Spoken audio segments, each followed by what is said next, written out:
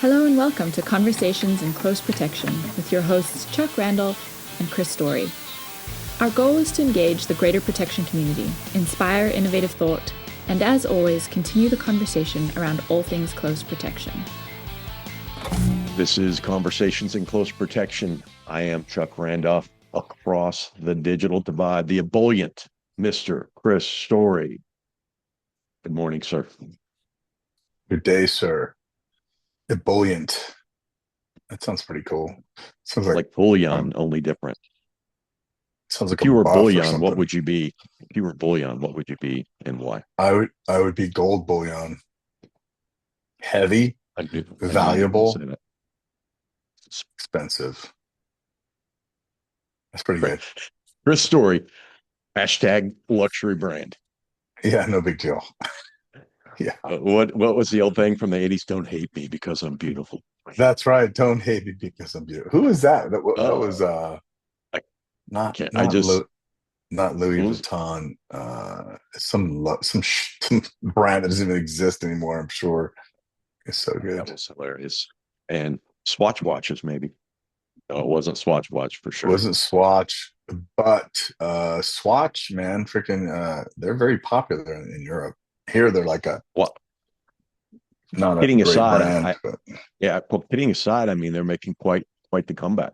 Um, as a brand, I was reading something on I think it was Bloomberg a weeks ago about it, and it's kind of fascinating. Like my kids they love stuff from the 70s and 80s.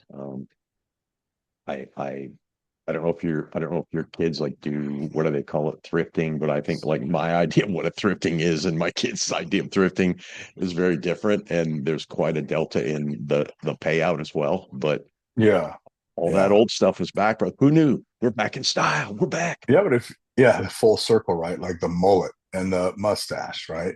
Yeah, Oh my But God. Please, what's with the interesting mustache, can we stop? what what's interesting with this with Swatch, right? Is like it is basically the analog version of the iWatch, right? Yeah. Like Swatch, you could have a different face, you could have a different band. Yep. That was what it was. That's what made it cool. And then I don't know what happened, like a G Shock or so. I don't know what happened, but anyways. So yeah, I guess it would, like you like to say, your Commodore 64, it would come full circle, which is kind of cool. Okay, ready for this. And I know many folks who are friends of us or get emails from me often will get an email in the mail message that says sent from my Commodore 64, which is a kind of a riff on the whole sent from my iPhone. Commodore 64 is back, baby. It's like a Doing niche what? thing. Of course, I bought one. I have Of one that's course. not a Commodore 64 brand, but I bought one. I also bought one for our CTO, and he was just like, "Man, I can't wait to get my hands on that bad boy." Nice. That's awesome. But yeah, I've seen the old school Timex with the LED. I've seen those popping back up on people's wrists as well. Yeah. Yeah, it's interesting because I always get asked like, "Oh, you wear two watches. Why two?" Well, I mean, I wear one because I like a nice timepiece, and the other one I like it being I like the access to information on my wrist, so I can tell what's coming in, what's on. I don't have to have my phone in my hand all the time, but um, makes it fun and makes it Yeah, simple. Because at the end of the day, you need the thing to tell time. Uh, not yeah, read and your sometimes you horoscope. get all this stuff on there. You're like, wait, what time is it? Because your face no longer has the time on it. It's got all the data. I actually am a big, as you know, I'm a big whoop strap guy. Uh, but I know you were talking about getting different data, and it depends on what I'm doing. If I'm on a detail or something involving like I need to focus, I'll wear something that will give me like updates or whatever on my phone or my watch so I can have a quick glance. But I agree. I like a timepiece. Um, Mhm. but we digress. Tell us what your favorite timepiece is. I know many people in our industry enjoy a nice watch, or is it a smartwatch? What do you like? I Protection like Talk at a Outlook.com. Yeah, send it in. I think I like a nice watch. I like an affordable watch. Hmm. I tend to like the dive watches or aviation watches. Yeah, Um, me too. but my favorite one is the Omega. I like an Omega. I think if I were to Hmm. suddenly run into a lot of like expendable money I didn't want to buy motorcycles or upgrades or something like that, I would probably get the Constellation. Oh But yeah, nice piece. yeah, yeah, kind of simple. Yeah, I think And then my the old my iWatch. my original, I think, watch that kind of got me into watches, if you will, was the orange face Doxer, that Submariner from Doxer Mm, that, mhm. and I wore that for a long time. It's kind of a good look piece, but that was my foray in. And then of course, like most, you have yours. It'd be interesting. Yeah, it'd be interesting to get somebody from that watch community on and talk to them, because and see what people prefer. Because I'm like you, I prefer a diver or a type of pilot type. Because Mhm. and I prefer, when I was on doing EP more full time, I preferred something where I could have multi times on there. Mm. Yeah. Yeah, that is the value of of two watches, by the way, is that you don't have to reset the one. You can use it Yep. on, your automatic updates on your iWatch or whatever you use. Yeah. And I've I have the something else. Sunto also from like a sport Oh yeah. perspective because it I does have the, tracking and mapping, and it's freaking pretty yep. fantastic. I But I have the don't wear it for work. Garmin. I have the Garmin version of that, and I really, really like it. Obviously, we don't get paid from any of these folks, but we happily Damn it. give them as sponsors. But I like the Garmin as well for the same reason, especially with the tracking and the ability to pop in a coordinate or something if you're out and about, or the general stuff. So, but Yeah. dude, it's been a hot minute. We're trying to get back more into regular episodes, but we are both road warriors for sure. It's a rare opportunity. I think you're in Studios West, and I'm in Studios Texas, and it's Yep. uh it's good. Good to see you. Yep. Yep. Good to see you. I also, the disclaimer is I don't use the mapping ones when I'm working. Yeah. Of course. Well done. And I know all the 360 folks Not, are going, "Hey, he I mean, just no, said information." So absolutely, yeah, that's why we don't not, wear it on the job. yeah, yeah. Well, look, I mean, the funny thing is that you would think we would know this, right, as an industry, but um, what was it? I Yeah. think it was a good 2015 or so, where dudes were using smartwatches, and then it was like literally open source, and it would show the running routes around the bases in And overseas. And then that story still article, comes up well, another article with came as up an issue. recently. That's Yeah. how they uh, was a threat vector on a couple head of state level details. So, Yeah. uh, yeah, watch That your technology. I mean, I say this not just, what I do for a living and all that, but I think that threat vector, purposeful word, is, of like ad tech, open information, all that is rapidly coming to head where people are paying more attention to it. Where I think, Chris, before I'm going to just say we, quote, as an industry, quote, we just didn't think about it. It's like when your kid's just like, "Hey, I want this app. I'm going to arbitrarily click yes." Did you Right, read the policy? What are they taking? I don't know, but I want it because, I can pick flowers. And then you right, realize, picking flowers? Why do they need to know all your contacts? And why do they want to harness the information? Because that's really what they're probably making money off of, is the sale of the information back to a third party or something. right. And I think it is important, right? Because of all of the information out there, all of it that's prevalent is overwhelming almost, and you're like, it's going to find its way somewhere, but you gotta fight.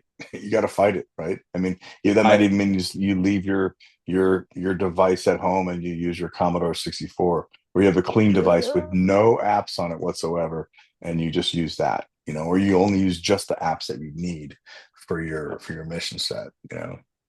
Well, and there's like, talk to the guys at Glacier Security about just that. We did a webinar at work with them a months ago. It's just fascinating. Like, and I think that tech has come a long way too. Honestly, you say white device and things. I remember when you and I back in the day when that stuff was coming out, I mean, it was clunky, it was big. The bosses are like, I'm not going to use this. Like, number one, it adds 10 pounds or 5 pounds to my kit. But now you can get a device that's, if not similar, the same to what you have with the with the shielding and things on it, or either just through software or otherwise, and get just Right. nearly the same experience. Let's say, Right. hey man, I'm going to need you to use this while you're in this environment because of this. And I believe that executives in centers of gravity and organizations are far more apt to say, I got it, we got to do this. Yeah, I think the hardest piece for adoption was, are you putting something on my device? Is it going to Yeah. be disruptive to how I use my device? And do I have to carry the device? Right? Like those are Mm-hmm. usually the three big detractors from that adoption piece, right? And Yeah. so, now you're almost have to do one of the three, just because of the Yeah. the targeting, right? I mean, so Well, the and information you have to environment have is, multiple layers, right? yeah. I mean, again, we speak to the complexity of the environment we have to traverse as protectors in the information environment. Many people when they start in this industry probably like information environment. I'm not really worried about that other than I need to collect all the documents up that the boss leaves behind. But now the information environment should be part of the briefing package and should be part of the threat package that you're asking questions about. Like, what? Mm-hmm. Tell me about the environment I'm going through. What do we know? What do I need to know? Because the assumption is going to be it's fine, but in the information environment too. I mean, that, because it's asymmetric, it just spreads out. You can't say, "Hey, Chris, I'm going to Topeka. Everything's fine." Well, what are we doing? Who's interested? Who's around? Who else is there? Mm-hmm.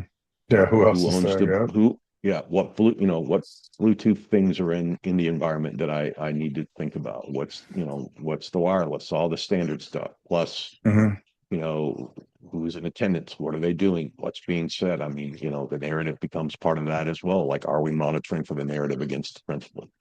Yeah, Are I we think it's monitoring interesting against the narrative for the org? if you were to lay out all of the variables, right, that have vulnerability at each layer, right? Like cell tower, Wi-Fi, Mm-hmm.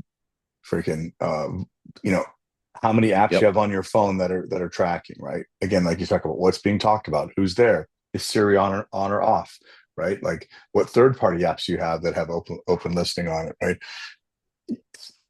It would be freaking terrifying, right? If you as you just Yep. lay it all out, right, as lists, and you go, great, which ones do I actually have control over? That's massive threat vector. Then you said who else is there, right? But not only who else is there, but who am I going with? That Yep. is just And as what just what or are they worse as bringing? uncontrolled. Right, right. It's like What are a they bringing? information STD, right? It's not Not, yeah, awesome. and you know what? And not asking that question is a rookie mistake. Like, what are we doing? Who else is there? What are they bringing to the table? Mm-hmm. And those organizations, like, well, we don't talk to them because we're only focused on us. Well, it's laughable. Like, why would you not want to know what's coming? Like you said, information STD, awkward but appropriate.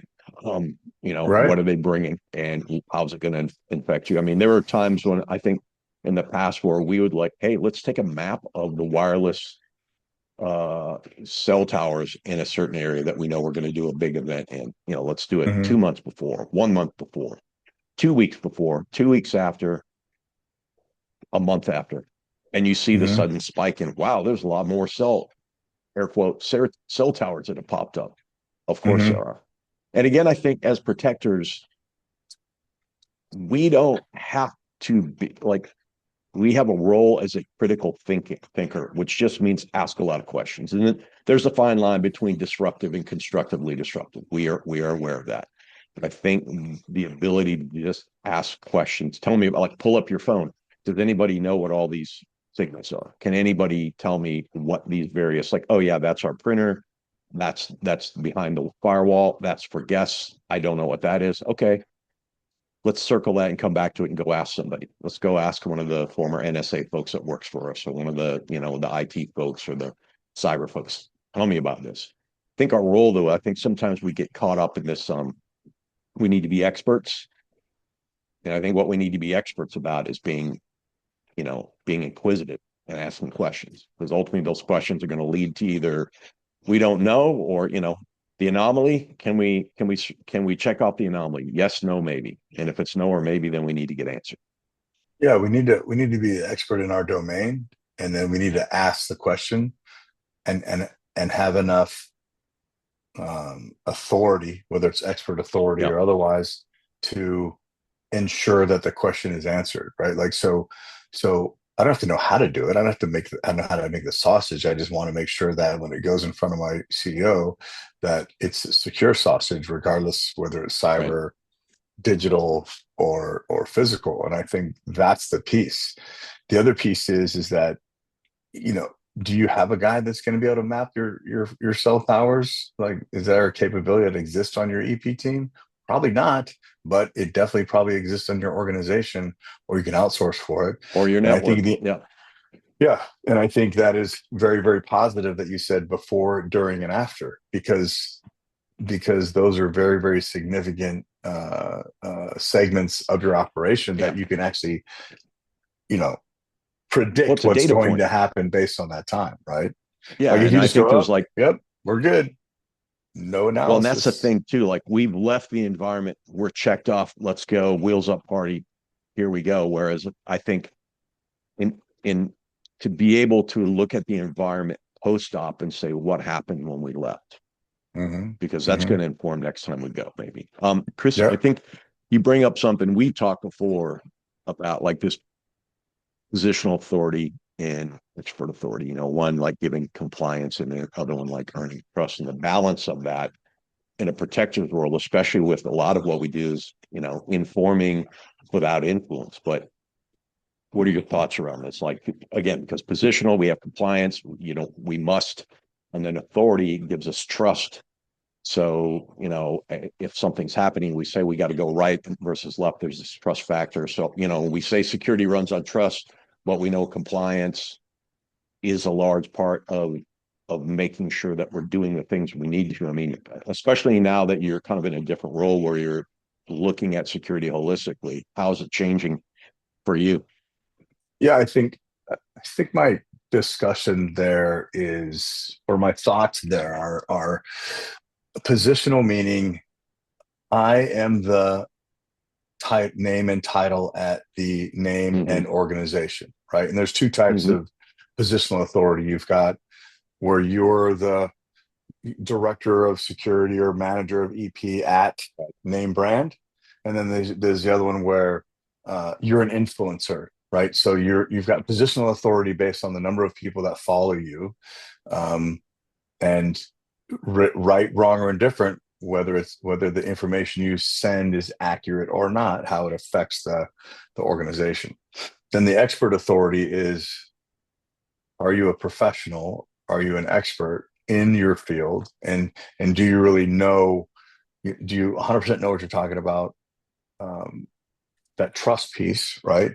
And you're a trusted advisor for your organization, which you can be as a positional authority, but you could be moving in a Yep. completely different direction, right?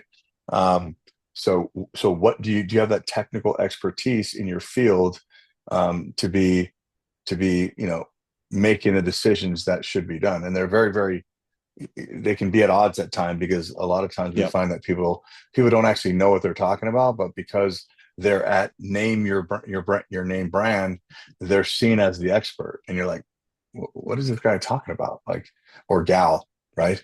And then the Well, and technical expert is kind of pushed around, because they're whatever they says flies in the space of this other person. I think we just have to be very aware yeah, of what we're talking about and how we're yeah, executing. and I mean, we've talked many times about Dunning Kruger here too. Because Mm-hmm. I'm Mm-hmm. seen as the authority, or I'm seen as the trust figure. Therefore, take one. I'm in positional authority. I have a team of 5. Maybe I got hired over because I do something. Therefore, I'm the lead of this. EP is one of my lines of business. Therefore, I must be an expert in that. So I'm going to make decisions based on what I know, but maybe I don't know anything about EP. And then the reverse Right. is, I'm a trusted advisor. I'm the team lead. The boss sees me every day and she relies on what I say. And she asked me about something that I don't really know about. So I just kind of make it up because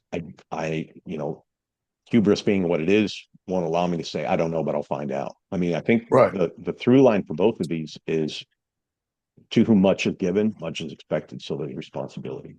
Right. And If you're given something, you need to know it. much be delivered, right? It has to be Yeah. delivered according. And I think that's the piece, right? Is that when we see people that are team leaders or detail leaders, all we see is people that, not always see, but for the most part, what we see is somebody who's been on the detail the longest time, who is Right. liked the most, who is all these other things, and and look at it as, oh, I've made it, right? I must know all the things Oh, because sure. I'm in charge.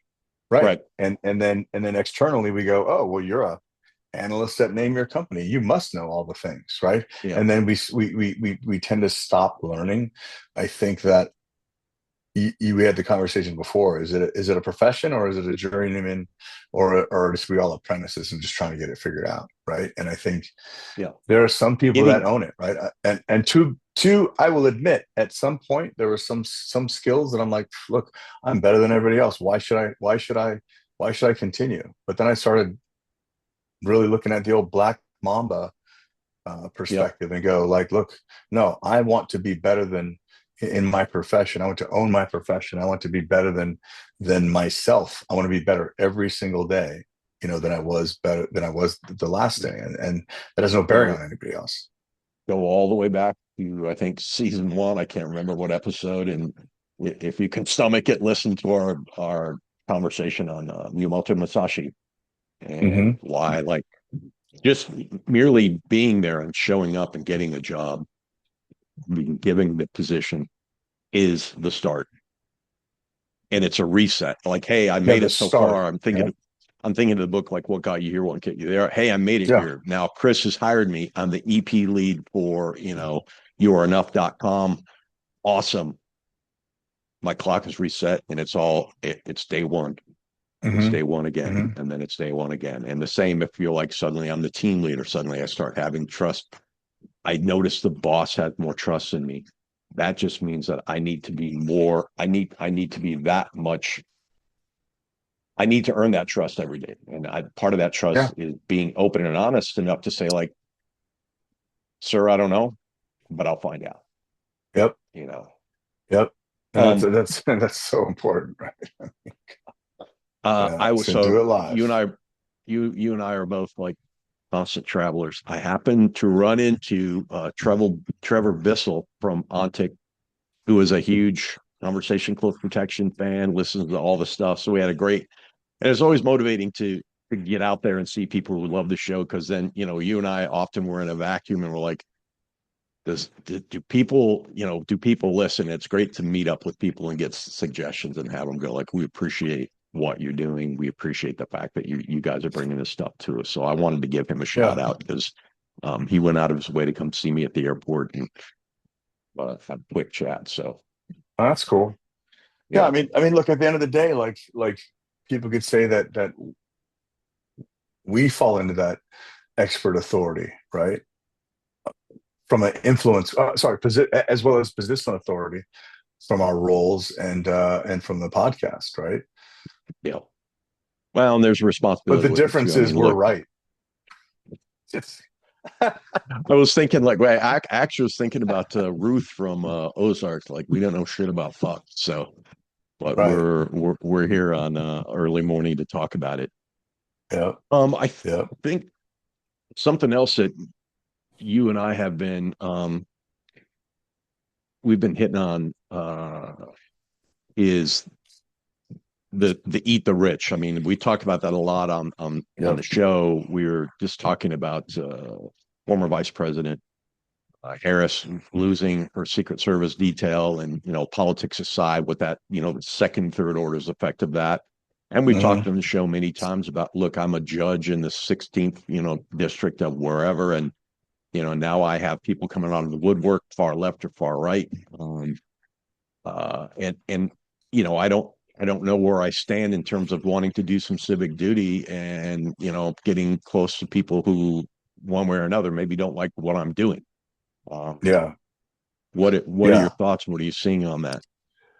So I think yeah, again, politics aside, that part is, there's the effect that I'm concerned about, because we've seen this from a risk perspective, or I'm sorry, from a threat perspective, all the way down to like local officials at a school board, right? Like Mm-hmm. people are calling up and going, "I'm going to freaking, do all the things to you," right? The thing that's challenging with that, and I think what we find, you talked about that Dunning-Kruger effect. What we find is, um, from that level all the way up to the CEO, right? I deal with this all the time. It's not that big of a deal, blah, blah, blah. Mm-hmm. It makes people immune to it. I'm sure it's terrifying at first, but then they're like, okay, they just kind of, hey, it's part of the job.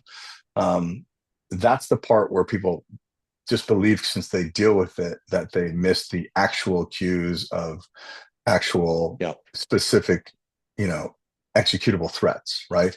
That's one of the challenges.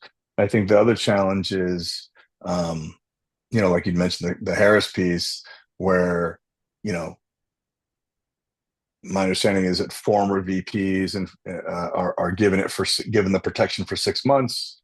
Former President Biden extended that to a year, and then the current administration cut it off, saying, "Okay, great, you've thank you for your service." Mm-hmm. And then in a scramble, the state government said, "Hey, CHP is going to take it over because she's a California state resident." And then, with that, LAPD was like, "Okay, great, I guess that's us too." And then they decided that, this is sapping the resources for, actual crime, right? Yeah. And so, that's a very legitimate thought process, right? I mean, we all know that most law enforcement agencies are understaffed, and it's just kind of keeping the stats at bay, if you will.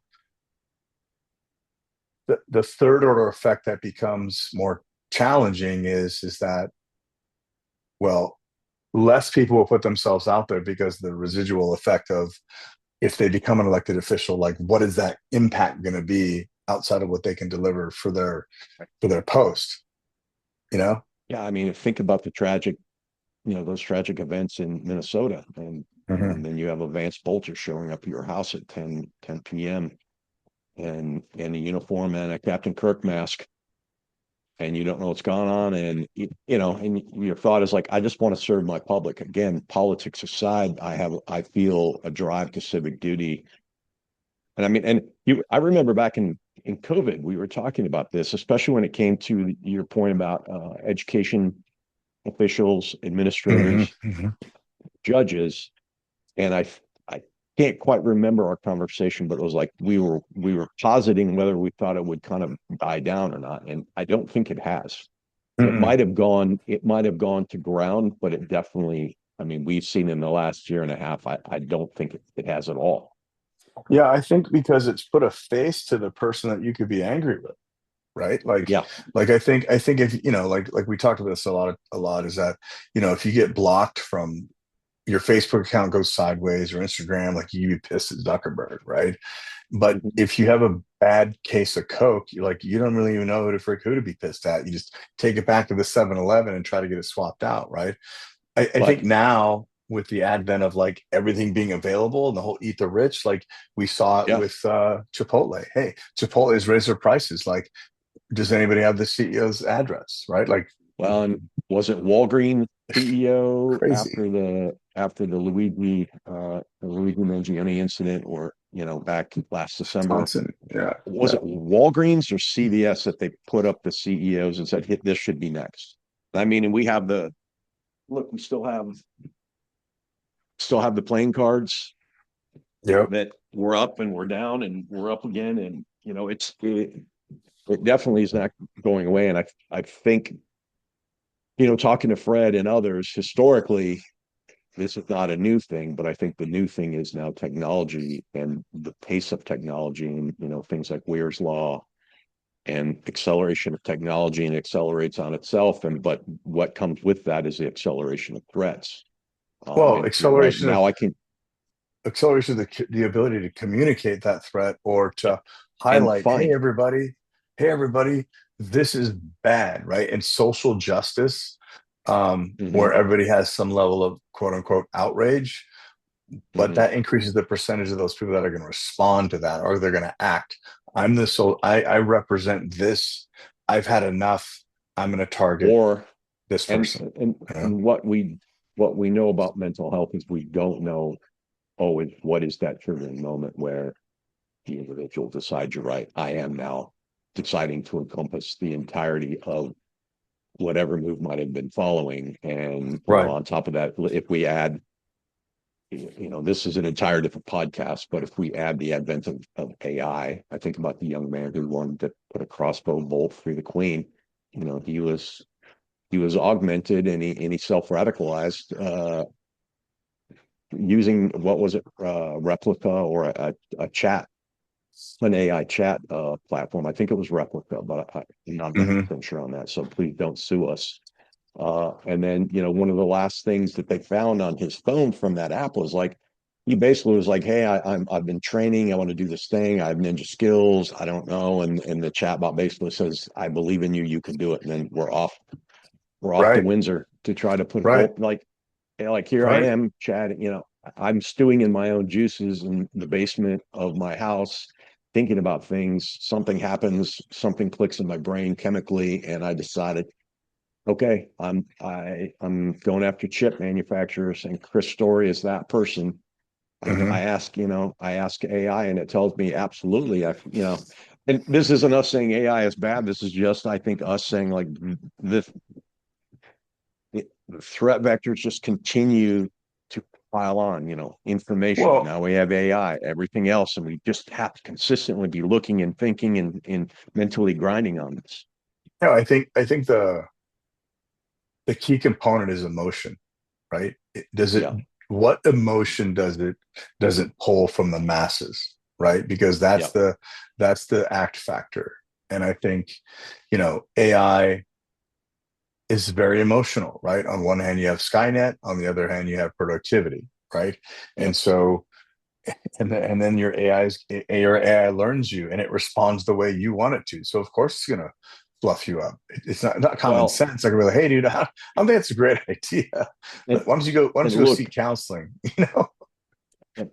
and I'm an IO professional. I mean, governments, organizations, individual have studied this for ages. How do you affect the population? And I'm not just saying state on state. I mean, movement on movement, right down to Mm-hmm. individuals who have the ability now through technology to have as much of an impact as some of the bigger players. So, I mean, I guess, kind of to sum up the last, I don't know, 25 minutes or so, you may not care about it, but it cares about you, and it's Mm-hmm. going to manipulate you in any way it can, whether that's to make money, or whether that's to make a movement, or whether that's to be some type of call to action, good or bad.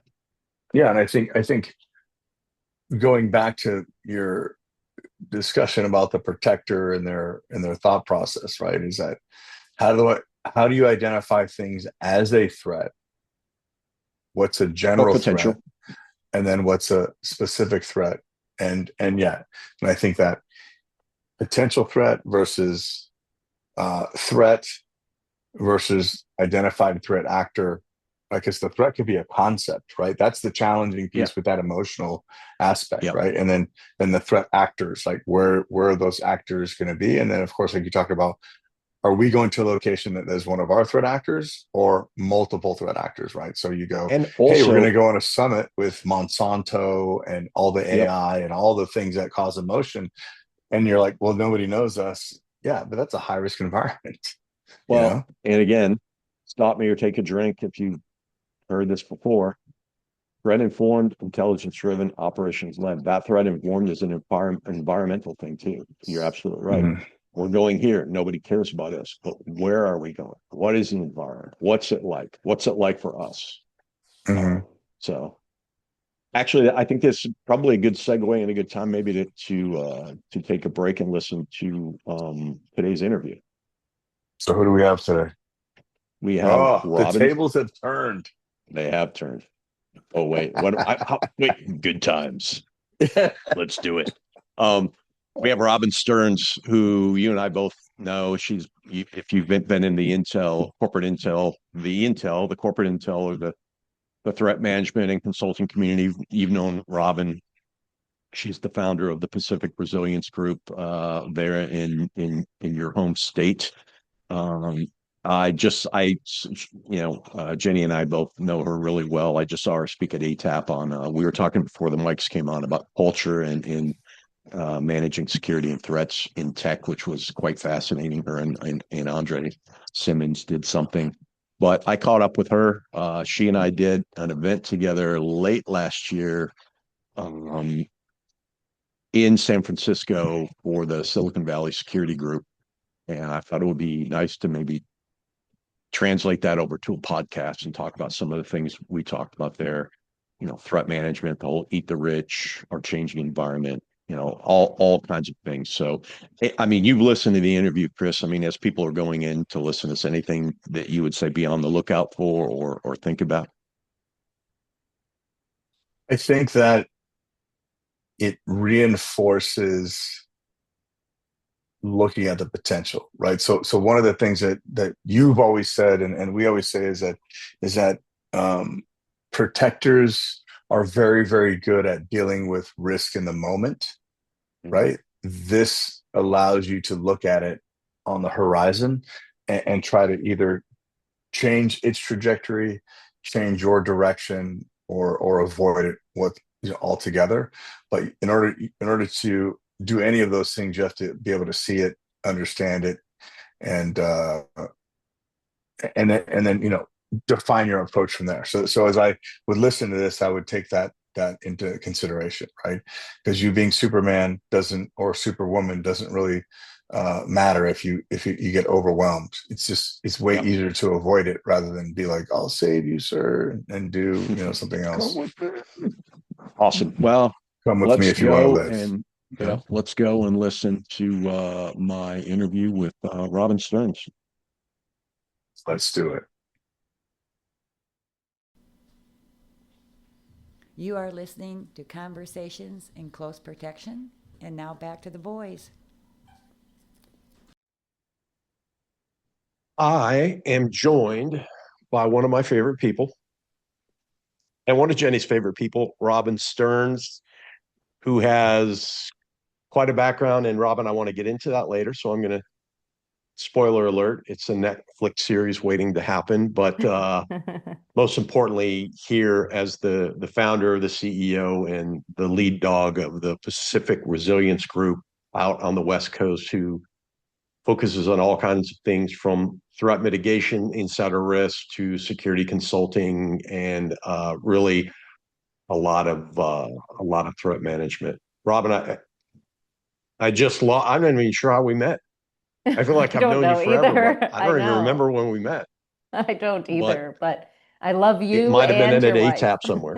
Yes, Oh, I know. It might have been in an ATAP, but yes. but I don't know. But I know, like, I'm excited to have you on. If you don't mind my saying, like, you're one of those people. Like, when I'm trying to figure something out, you're like on the top of my Rolodex, if an old man can still say that, to say like, hey, I'm thinking about this. What am I missing? How should I think about it? You always are good about critical thinking and helping slow down. My wife does the same thing and say, let's look at some other things around that. So I appreciate you joining me today. Oh, thank you so much. Well, the feeling is mutual. Thank you so much for having me on. Well, you and I actually, have talked about this subject before. I think it was at a Silicon Valley Security Group one Thursday night up in San Francisco. But Yes. this idea that we had the attempted assassination of a then candidate, now president, twice over. Corporations and came out and said, hey, if this is the environment now, and it's so much political and in discourse, opposition, can this happen to us? And then December of last year, I mean, we had the unfortunate event when the universe answered and said, absolutely, and it untimely and terrible murder of Brian Thompson. And then as we moved beyond that, I mean, we have playing cards that are coming out. I'd love for you to talk about the play that just popped up in San Francisco, but we have this growing undertone of, eat the rich, murder your boss, have and have not. And Chris and I talk about it a lot on the show, but I thought it would be really great to kind of have you come on, offer some perspective, and have a bit of a conversation about that. Yeah, thanks so much. So I know that before we turn the mics on, you said, "Hey, look, I've been talking about this with a lot of my clients, a lot of the folks that PRG serves, and we all read the headlines, listen to the news, and all that. But help the audience and help me frame, like, where are we now in Robin's point of view? Where have we evolved? Where have we de-evolved? What do you think of when you think about this topic of this undertone of violence?" Look, I think unfortunately we're in a space right now where there's a much more permissive environment for CEO threats and support for anti-executive initiatives. Like what you just said, kill your boss is unfortunately a great example. There is this very permissive environment to talk about eating the rich, billionaires shouldn't exist. And there's entire surveys now going on about how Americans specifically feel about billionaires. Globally, there's data to show that folks outside of the US believe that the US is this billionaire's playground. But really, the sentiment towards billionaires is really changing and not in a good way. You have the cards that you just showed. There's data to support that 71% of Americans believe that billionaires aren't doing enough with their fortunes to better society. And also that 58% of Americans believe the ultra rich contribute to inflation every single day. So really, we have what's called a grievance factory here. Right.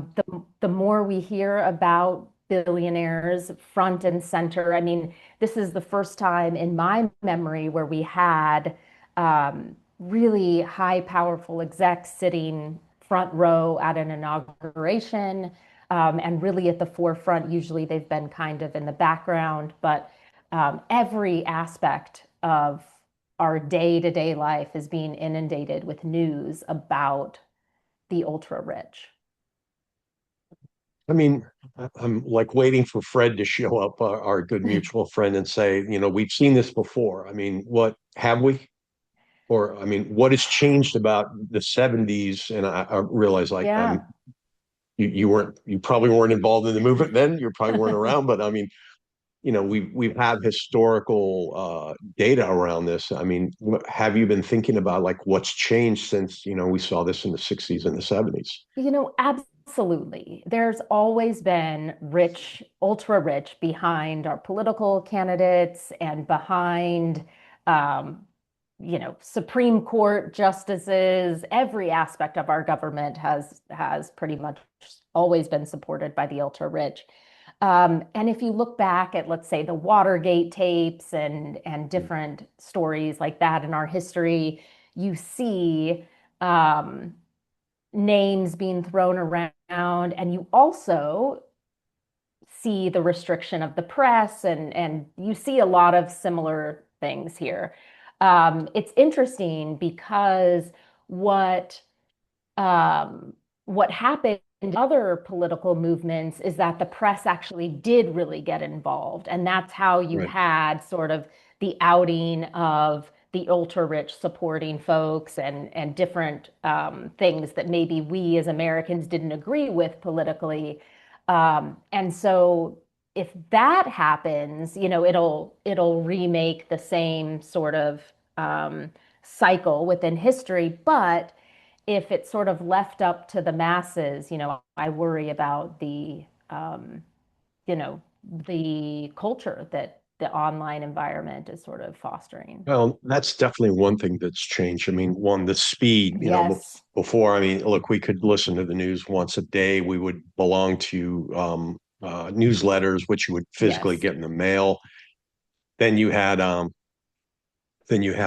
like I'm thinking like when I had a Commodore 64 and people would get on like local chat groups and things like that. And now the ability to put something out there and then, immediately it's spreading. And I've been thinking a lot about like some of these movements don't necessarily have a head. There's no like Chuck Randolph that says I'm in the anti-Twinkie eating group and I'm pushing this. I just put the concept out there and then it seems to grow legs and other people grab onto it and say, "Hey, I'm behind that." Those seem to be things that have escalated the threat more rapidly maybe than we've seen in the back. I mean, what are your thoughts Absolutely. around that? Yes, you are spot on. You see more figureheads that are actually dead, that people want to become, and that they look to, who they might believe are heroes in this sense, and they're following, not even following them, but just writing about them, Mhm. and using their names as code words. Luigi, someone should be Luigi, someone should be Mario. That's popular conversation, but really, instead of a figurehead, what you have, or a leader, is you have a breeding ground of just hate. And so you can go anywhere and it won't be banned. And actually, the interesting thing about that is research shows, and my clients have told me, that when they change policies or they're changing something around content moderation, um, threats actually spike. Oh, So wow. yeah, so it's a double-edged sword. You want to clean up the rhetoric, but content moderation and any threat or perceived threat to free speech can have an opposite effect. Well, that's interesting too, because look, it's almost a melting pot, and I don't mean that in a good way of risks Hmm. here. Because we have let's call it the murder your boss Hmm. um, group, and then now as part of this, we have these micro events happening. Something I'm hearing a lot about. I'd love to get your take as a threat management insider risk point of view, and kind of tangential here for a second is now we have return to work. Yes. So we already have like, look, the rich folks are bad. They're contributing negatively to the bottom line, but we still need them to drive innovation, but they're robber barons. And now I'm used to working from home 3 days a week, if not at all. And the climate has changed, and now we want everyone back to work. I don't like that. Robin has to come sit by me. I don't like her perfume. She doesn't like me. Hmm. And now I've been at home ruminating in my own intellectual juices, good or bad. And now I'm worried about that. I mean, are you hearing this too? And how does this contribute to this overall issue? Yes, and I don't want to be doom and gloom here, but it's actually No, worse no, than no. what you've just captured. Um, God. Um, and I'm a big data person. So anything I do with clients, I like to back up with data so that you have right-sized approaches and you're Yep. not going too far, and really using data to defend spend where you need headcount and sort of the resources you need. So I was reading something, preparing for a talk a couple of weeks ago, and it's interesting that you bring this up with RTO, because you have RTO, but then also pay is not going up, especially in the tech community. Mm-hmm. And everyone is expecting their pay to go up. So you have RTO, you have inflation, you have the housing market is what it is with interest rates the way they are. You have people who are being laid off. I mean, I keep a counter up from a website, and the numbers just in tech that have been laid off this year are staggering. So you have all of this, plus you have your acts of incivility, which you brought up when coworkers aren't getting along, and sort of these acts of incivility fester. I always say that the 2020 election, the fact that we were inside of our homes, we were really lucky. And many workplaces avoided violence because that was so contentious, and Interesting. the hate that that was out there. Um, and all the tech companies were preparing for misinformation, for interference, and it was just this swirl of angst and hate, and trying to manage all of that. And I have said now for 5 years that I think we were really lucky that we were all inside. You know what? That is an interesting perspective, that because I was at home and I could go get my Mm-hmm. Pringles or my bag of popcorn and just watch everything online. I think you're actually, I think you're actually onto something there. Like, what did we avoid because people were so used to wielding the keyboard Yep. as opposed to, wielding a billboard or a Yep. sign. Yep. That's an interesting. Like, when did that occur to you, or how did that, like, was that just like just from looking at the data, thinking like, why wasn't there more political violence? Or Well, I've always been someone that maps out what I'm seeing. So of at the course time, you do. so at the time, I was leading Google's program for this, for insider risk, or Mm-hmm. threat management, workplace violence prevention, and we were mapping out when we saw the spikes in our cases. And it was really interesting to me because in times of uncertainty, that's when we saw spikes. So, for example, people get their stuff together when they know it's performance reviews, right? It's like when you're looking at your kids, they're going to be more buttoned up. But the second you turn your back, at Mm-hmm. least for me, my, you know, kids are going to be punching each other and then facing forward like everything's normal. Well, that's the same thing when it comes to the workplace. When we know that we're being watched and that our performance is being graded, we're going to be on our best behavior. But the second we have uncertainty or there's a lull, we see a spike in cases. The same with my clients that I serve now. So that's when I started really watching, when I noticed, okay, wow, we saw a real spike here, and my counterparts at other tech companies were saying the same thing. And it was, we were all at home and we didn't know what was going to happen. And I thought, I was at Google a very long time, 12 years. So I saw Oh, wow. a lot of discourse and how that changed. And it was becoming a more permissive environment, both internally and externally, to sort of share political sentiments or lash out because you were uneasy. And we saw it too when we knew we had to go home, right? We were all like, we're going home for 2 weeks and then we'll be back in the office. And we saw more spike in activity once people were like, oh my, wait, this is going on a little bit longer. I don't know how long this is going to last. How long am I going to be trapped in my Yeah. house? And so, really, times of uncertainty, um, political instability, that's when you're going to see things rise. And right now, no one knows what the economy is going to do. No one Yeah. knows anything about what's happening. So, you're having a rise in rhetoric and threat and a more permissive environment because there's a clear target. You make an interesting point about, look, again, like, I'm convinced that we truly haven't fully understood the byproduct of the COVID lockdown. It's not a political Absolutely. statement on should you have vaccinated or not. I mean, that ship is come and gone.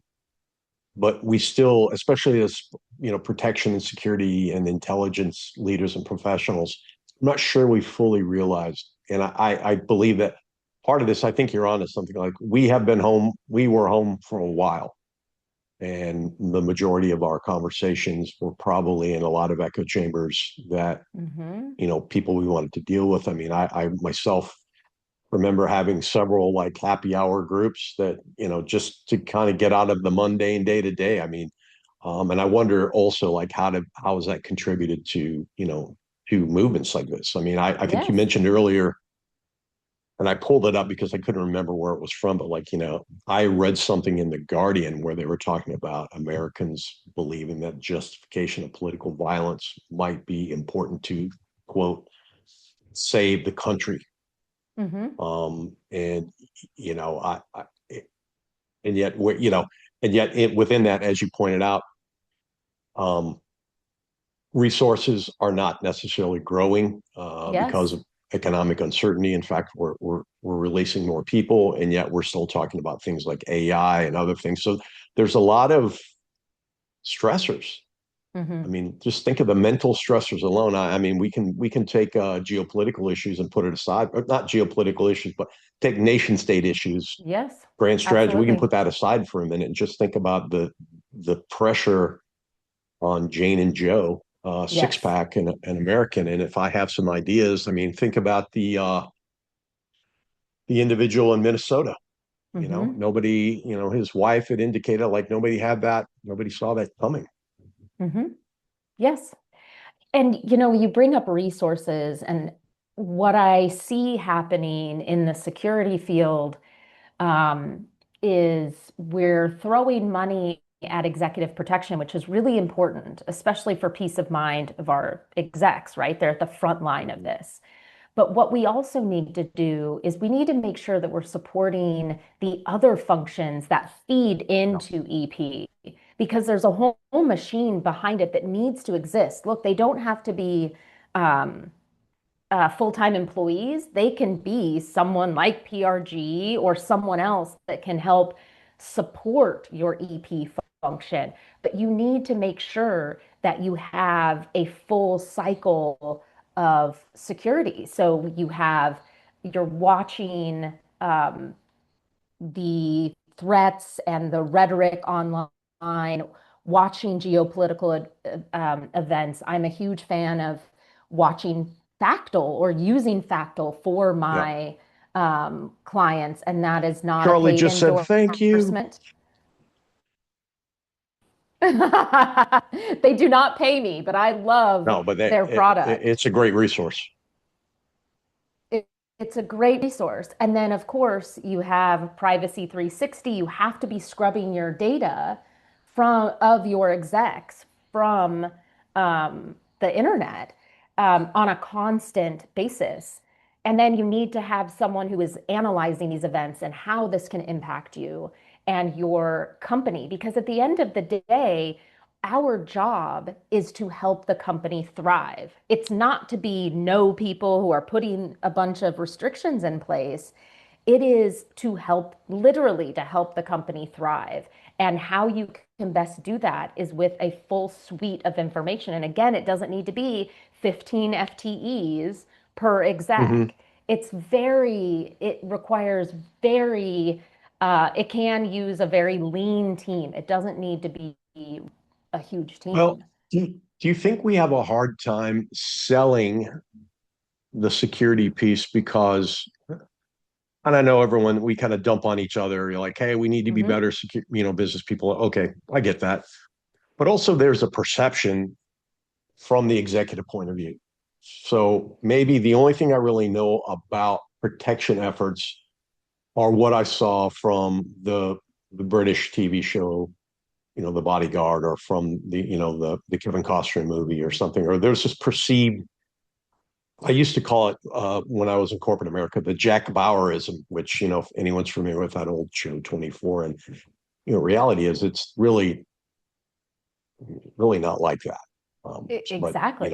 But that's the perception I have. Like, I was in a elevator with a client. I had my own business for a while too before I ever went to corporate world, and I was in an elevator with a client. I had my book bag with me, and she assumed that I had a rifle or something, like a compact rifle on my bag. And she's like, "What's in your bag?" And I was like, "Well, I have a little medical kit. I have some Cliff Bars, a bottle of water, and it's just a towel and just things." And she's like, "Oh, where's your rifle?" And I was thinking like, what? And it was a moment that I realized like, oh, this is a moment to explain, like, that reality is different. And, and I wonder, thinking about that conversation I had with her in that elevator at like 10:30 at night in LA. Now do we still suffer from that? I mean, how do you help your clients? Because you're right. We have this moment. Oh my gosh, we had a moment. There was a CEO murdered. Get more cops, get more bodyguards. Yes. The problem with that is it doesn't last 5 quarters, because then the finance person comes out and says, "Hey, Robin, it's great. We had a plus up, like you said, we've hired 5 more FTEs. We're doing all this work, but now we need to cut budgets. Nothing's really happened. So now we're going to need you to reduce overhead by 7%, and we're going to cut you back to the Absolutely. cuticles again. So now we're back to zero." How do you advise, and with what you're saying, like how do you help clients figure out how to have those conversations? So first of all, I think when you're telling the elevator story, I always advise my clients to get a seat at the table. Mm-hmm. You have to know what's going on in the business. Your principal, your executive has to know how you operate and what it takes to operate. So the time in the elevator, that's a perfect example of having a seat at the table and being able to explain to your executive what you do. And she's telling you what her expectations were or what she Mm-hmm. thought, right? So you have to have a seat at the table when you're flying with them somewhere, you have to have that relationship where you are sharing information. You want to know the business changes, you want to know when layoffs are coming, and you need to be able to explain that that is best for your executive, right? So Mm-hmm. once they know what it takes, you can get more buy-in that way. Now, you have to always demonstrate that you're being uh, um, frugal and that you're not asking for too much and using fear as a way to get more money, more resources. You need to show what you're doing. You need to show your work. So, Yeah. so when you have a chance to introduce that Intel analyst that is there. And oftentimes these Intel analysts come with 20 years of briefing the director of the CIA Mm-hmm. or other, of the bureau. You need to let those people shine and show what they are bringing to the table. Because they're not just someone reading, CNN or Fox and then regurgitating it. They're actually using their real world experience and what they've studied for 20 plus years to protect your executive. Now, the other thing is, remember, there are companies that do this at a fraction of the Yeah. cost. I serve as, fractional CSO to some clients, and that's sometimes all it takes. Look, we all recognize that security is oftentimes, unfortunately, the first thing to go and the last thing to come into place. Um, and I just wish people would be a little more creative and not think, okay, we need 5 full-time employees to actually do what we need to do and do it right. There's so many different. No, I think you're right there, especially because you have to have a right. You have to have it has to fit. Yes. At the end of the day, the job is to secure through enablement of decision making. I'm not trying to sound like a Harvard professor there, but like you said earlier, our job is not to say no. Our job is to present. If you want to go to Kabul, Yep. and I mean, let me offer some options. One, we could do this in India. Two, we could bring Mm-hmm. them to the States. Three, if those aren't good, then these are the requirements we need in order to facilitate whatever this is in Kabul. And then it's Mm-hmm. up to them to decide. I mean, it's kind of go back to like my military time, your time in the government, where like most likely, most legally, most least likely, most Mm-hmm. impactful, et cetera. And then in to enable it. And sometimes you're right. The conversation isn't like, look, I don't need 5 people standing out the door. Maybe I need one person and I need a really good protective intelligence Mm-hmm. function, or I need a good risk intelligence function that's telling me about the environment, bringing this back to what we were talking about early on in the conversation. Like the environment, what is the environment about the company within this greater discussion and zeitgeist about kill the boss? Yep. Because it's no longer like, hey, let's just monitor Chuck Randolph and see what's being said about him. You have to understand, like, who is Chuck Randolph? Yes. Where is he in Where the is he? company? Yes. Yeah. By the way, not just where is he in the company, where is he? Yes. What else is happening in the company? Who You've been else? I listening mean, to an it's just, episode of it's Conversations more in than just Close like, here's my Protection. Chuck Randolph, Email us at list, protectiontalk@outlook.com and and I've got find Chuck us on your Randolph preferred hate, podcast assassination, platform. murder, and that's Please what I take a report moment and on. consider rating us to It's help far others more, find Conversations in I don't want Close to say it's Protection too. complicated, but Look definitely for it's us on more LinkedIn, complex. Instagram, You may Twitter, have a Facebook, different and other social view on media that as a spots. school trained. Conversations in Close Protection is brought to you by your I- hosts, you Chuck know, Randolph and Chris I Story. don't. I Our think engineering that editor is the the mighty only way- Aaron and Pick. it goes back to the seed Please of the remember people. that all You need opinions to expressed do know not represent what's going those of on. any organizations or companies in which they're in affiliated. every aspect This is Rachel saying, watch your of six and keep an your heads down. executive's life, unfortunately. I was waiting And for I my know cue. executives probably don't want to hear that, but That just made some people very uncomfortable listening. yes, But it's exactly. not big brother or big sister work. It's really No. just understanding the environment, right? It is. I mean, think of, um, and I hate the pile-on of the internet, but let's look at what's been in the media just in the last 24 hours with the Yeah. CEO of the company who got caught at the Coldplay concert. Oh my Lord. I I think he was just know. doing the Heimlich. That's all. Yes, probably. It was probably a trust fall, I think, was what it looked like. Um, Well said. but this is important here because this is going to ramp up threats to everyone who touches this company, who touches anything to do with security in this company, Yeah. our counterparts here and the spouses, they're being inundated with messages.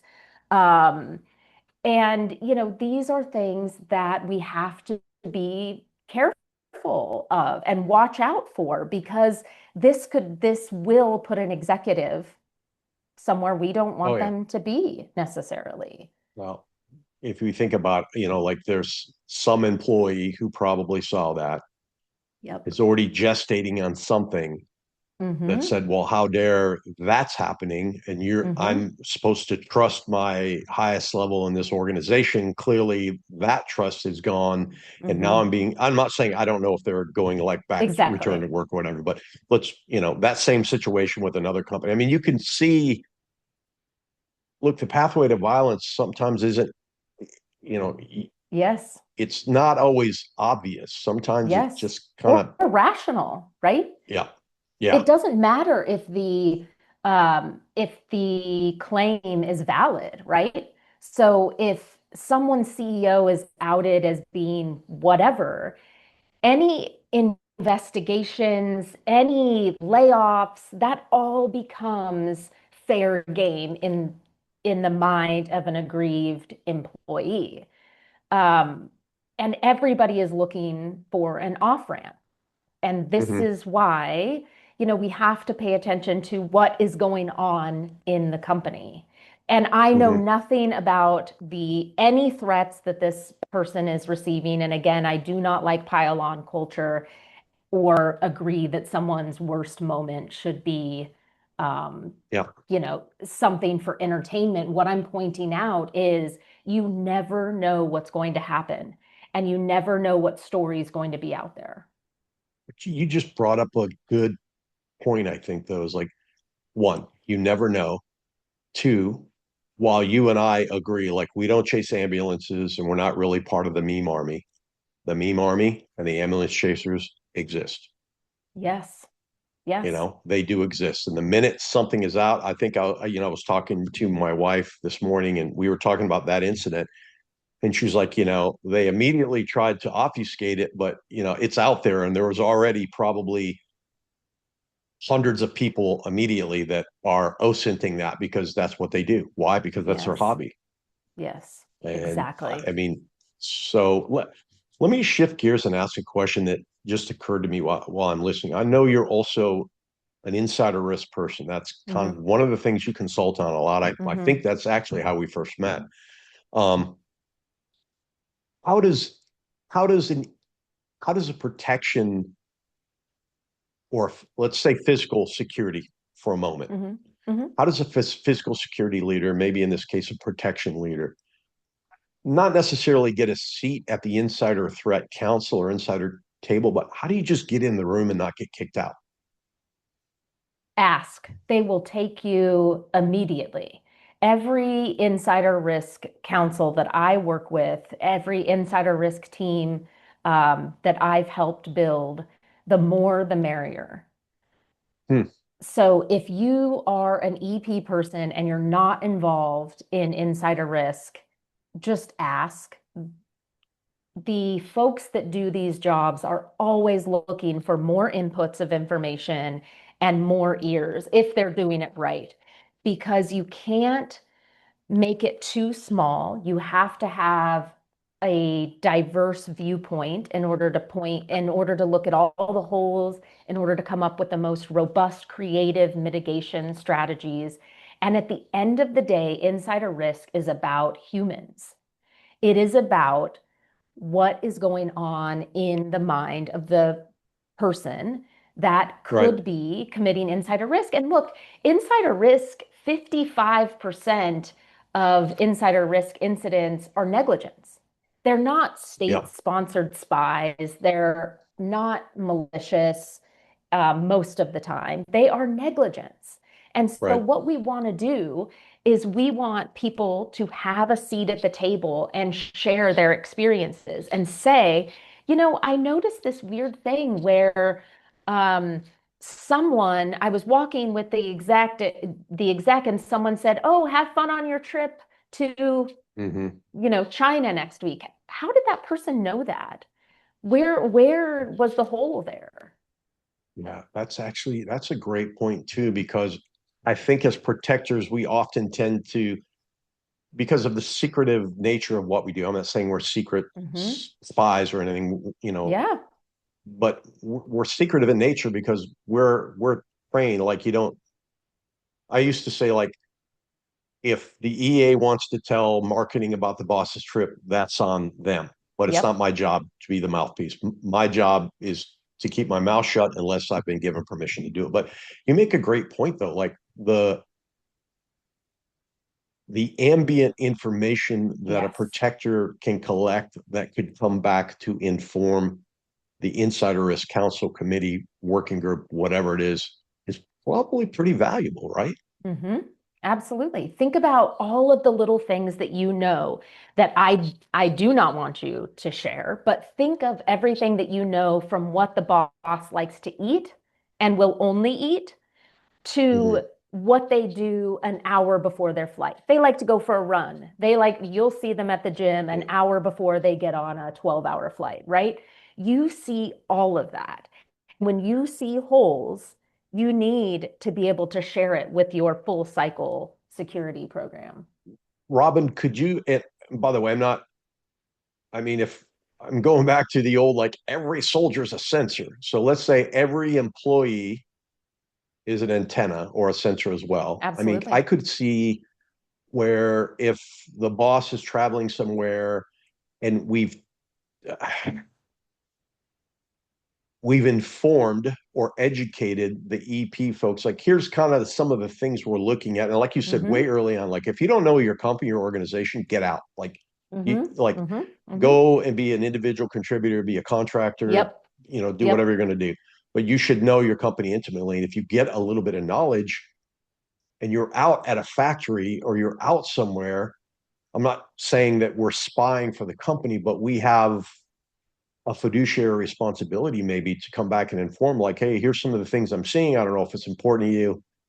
Am I wrong here? No, if you are in any part of the security chain and you don't have Google alerts set up or whatever your news alerts for your principal, for the execs that you're supporting, please find another job. You have to know the company intimately. You have to know, you know, they all rub elbows with each other, right? So we Yeah. know who the chatty other EP people are who overshare or boast Mhm. about that. We all have that vision in our heads of who we're thinking about that shouldn't be doing what they're doing, right? We have to be able to take the information and say, hey, I'm worried about, you don't have to rat on other people. You have to Mhm. protect your bosses. So if you hear something or you know that someone is a little more loose with their travel details or is posting online, you're going to want to protect your exec. You're going to want to watch what's going on in the regular news. Yeah. If you're going to Chicago, you want to know what's going on there. You want to know about the mayoral race in New York. All of these things, it may seem like they don't, but they play a very important role in the safety of your But executives. I mean, you're absolutely right. I mean, it's that ambient threat, threat informed, intelligence driven, operations led. That threat informed of the environment's important. Like people might say, I don't Yes, give a rat's ass about the mayoral race in New York. Yeah, but where are you going? Is there anything yep, that's going to be nearby or near to what is being said about your executive? What you may not care, but your executive or your organization may have a care, and as a result, gee, I don't know how that shake got dumped on us, but then the guy yelled something about, so it's again, I mean, that's why I think protectors make great CSOs and great security leaders because hmm often a good protector is always thinking, always looking at options, almost like the Terminator, like what's happening or what are my options for yes, response. absolutely. I noticed you said Google alerts. I'm pretty sure you never use Bing, but Robin, I want to like, how did you get where? I mean, I know your story, but I mean, how did you get where you are? I mean, look, I think I can say this. If not, I'll bleep it out. But like, you're an agency person under the cover at state, correct? Yes, yeah. And then, And well, so, tell me about your path. yeah.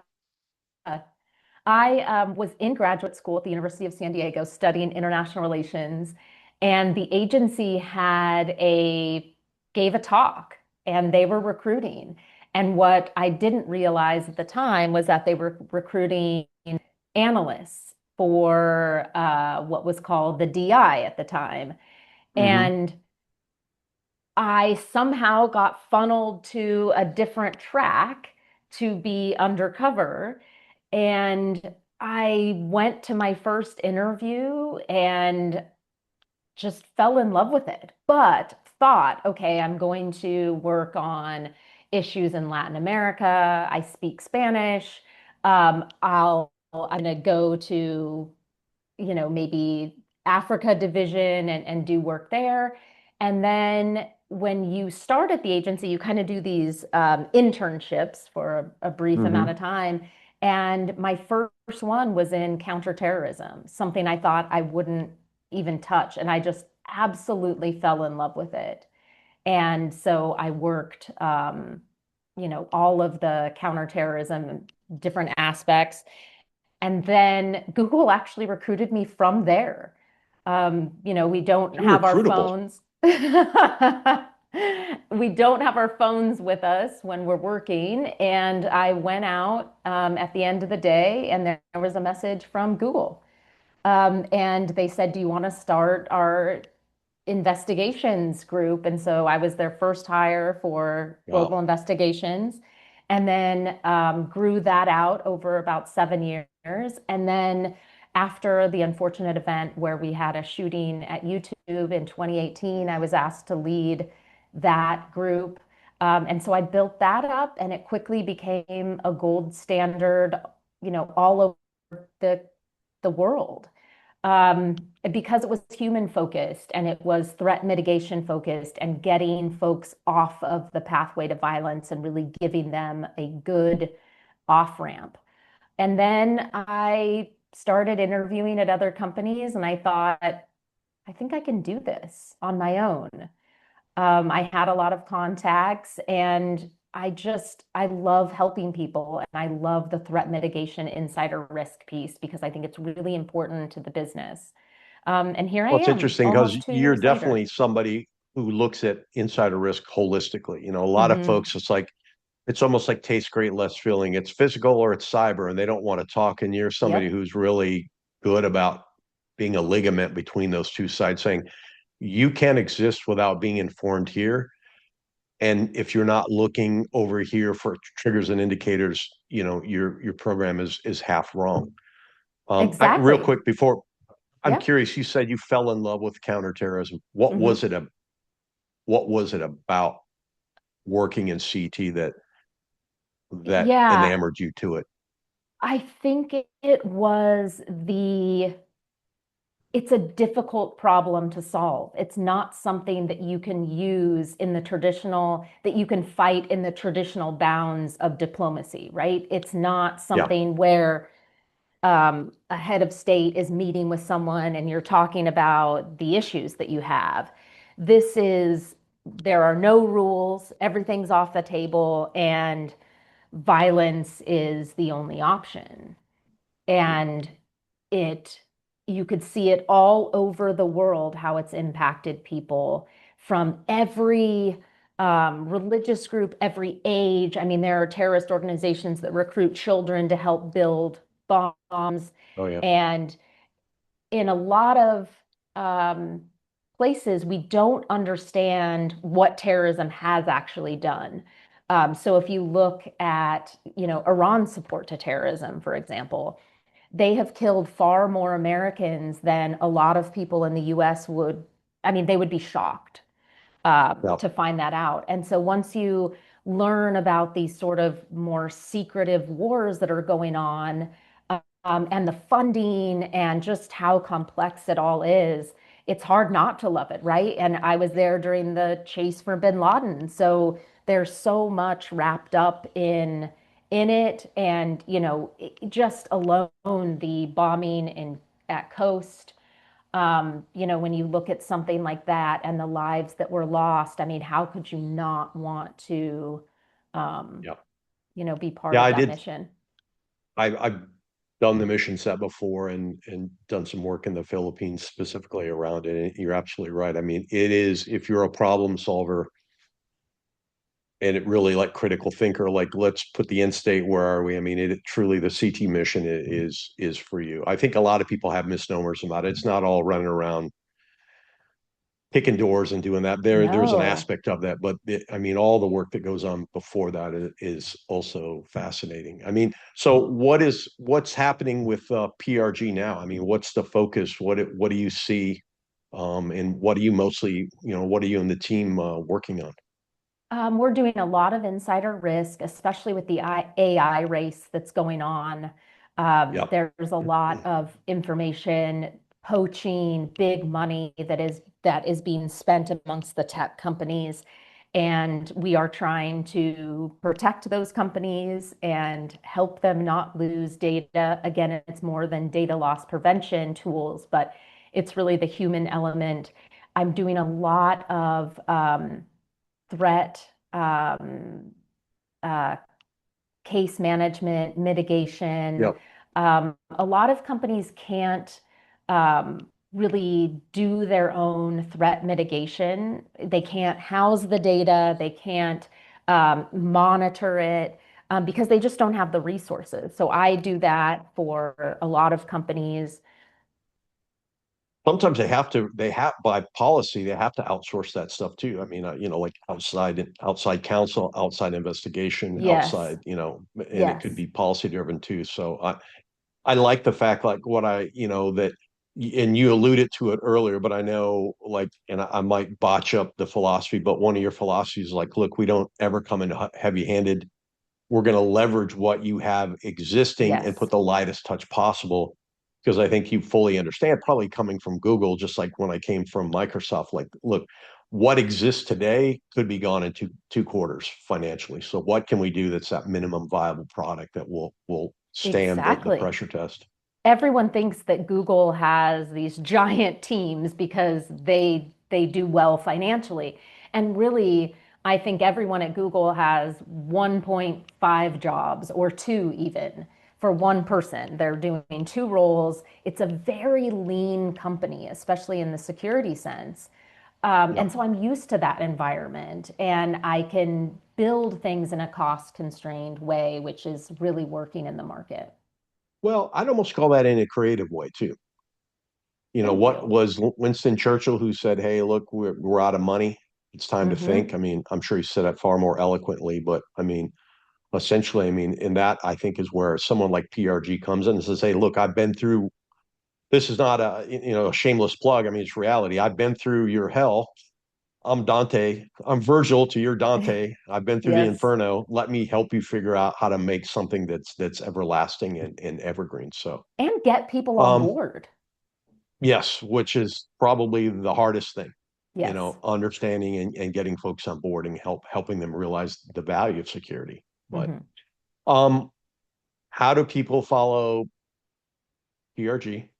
How do people follow you? I know like you are all over the place. You do. I'm lucky to have gotten you here. I think last time, gosh, I think I remember linking up with you and you were getting ready to get on a private plane to go somewhere and do briefings and stuff. So I mean, how do people follow PRG and you and all the things that you're working on? Yes, so we have a website, pacificresiliencegroup.com. I'm also available on LinkedIn, Robin at pacificresiliencegroup.com.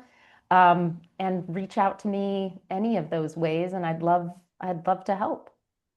Absolutely. Robin, appreciate you spending time with conversations in close protection. I mean, we have these talks all the time, but it always feels a little weird when you turn on the camera. So I appreciate you helping us kind of think about, and we didn't even talk about the play. So I know. you guys go look up what's the name of the play in San It Francisco? is called, let's see here. Oh gosh, I had it up. Was it? It was Oh, Luigi. it's a musical, right? Yes, it's right Luigi the on musical. the Luigi the musical. Yes. Yep. Which And we were I, talking before we started recording, just how strange that is to have a well, musical. and the headline, and I quote from the SF Gate new Mm-hmm. online is San Francisco's Luigi the musical shot me through the heart. Mm-hmm. So yeah, Mm-hmm. Robin, thank Interesting you. Thanks for times. adding perspective. I have a feeling that we'll be talking about this again, probably together somewhere or in some writing. So thank Yes. you very And much I'll for see you in a couple spending time. weeks. All Yeah. right. Oh, yeah, that's right. Take ATAP. care. Yes. All right.